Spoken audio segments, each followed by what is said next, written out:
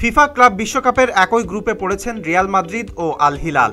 অর্থাৎ সবকিছু ঠিক থাকলে ক্লাব বিশ্বকাপে দেখা যাবে ব্রাজিলের দুই তারকা নেইমার জুনিয়র ও ভিনিসিয়াস জুনিয়রকে। অন্যদিকে লিওনেল মেসির ইন্টার মায়ামি প্রতিপক্ষ হিসেবে পেয়েছে ব্রাজিলিয়ান ক্লাব পালমেইরাসকে। গ্রুপ এ তে তাদের সঙ্গে আরও আছে পর্তুগালের পোর্তো ও সৌদি আরবের আল আহলি। গতকাল রাতে যুক্তরাষ্ট্রের মায়ামিতে অনুষ্ঠিত হয়েছে ক্লাব বিশ্বকাপের ড্র। অনুষ্ঠানে বর্তমান ও সাবেক তারকা খেলোয়াড়রা উপস্থিত ছিলেন। মূল পর্ব শুরুর আগেই শুভকামনা জানিয়ে বার্তা দেন যুক্তরাষ্ট্রের সদ্য নির্বাচিত প্রেসিডেন্ট ডোনাল্ড ট্রাম্প। তিনি বলেন, এই আয়োজনে অবিশ্বাস্য কিছু হতে যাচ্ছে। ফিফার সভাপতি জিয়ান্নি ইনফান্তিনোকে উদ্দেশ্য করে তিনি বলেন, আমরা দীর্ঘ সময় ধরে একে অন্যকে জানি, এমন সম্পর্কে আমি সম্মানিত বোধ করছি। 2025 সালের ক্লাব বিশ্বকাপে অংশ নেবে 32টি দল। এই দলগুলোকে 8টি গ্রুপে ভাগ করা হয়েছে। প্রতি গ্রুপে থাকবে 4টি করে দল এবং গ্রুপের শীর্ষ 2 দল যাবে শেষ 16তে।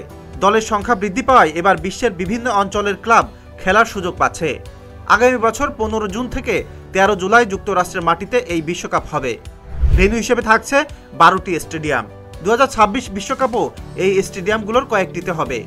যে বিশ্বকাপ যৌথভাবে আয়োজন করবে যুক্তরাষ্ট্র, কানাডা ও মেক্সিকো।